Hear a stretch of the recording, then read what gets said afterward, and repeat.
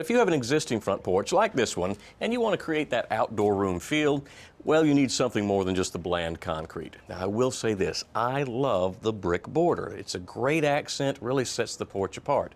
But for this massive concrete surface, we want to add a little bit of color. Now, you can do that with concrete stains and with concrete paints. Very easy to apply, and they look good.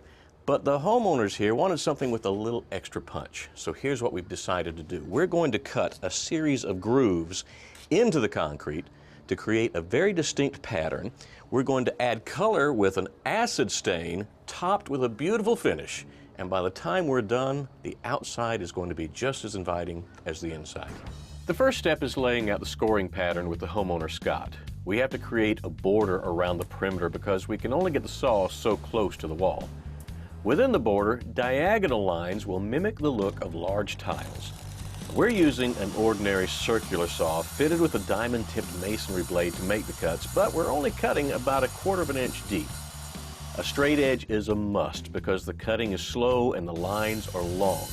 It's also dusty, so safety glasses and dust masks are important too. A quick rinse clears off the dust without stirring it up further before we wash the slab to remove any dirt, oil, or anything else that would prevent the stain from penetrating the slab. We're using a pump-up garden sprayer to apply the stain, which actually is an acid. Before it's applied, the slab is dampened slightly and everything else is covered up. As the acid reacts with the minerals in the concrete, it's going to change color.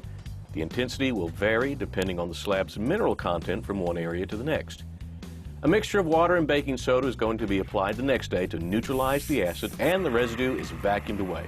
Finally, a clear sealer is applied to protect the concrete and maintain its wet, glossy look. The finished floor now complements the look of the porch instead of taking away from it, making it the nicest room outside the house.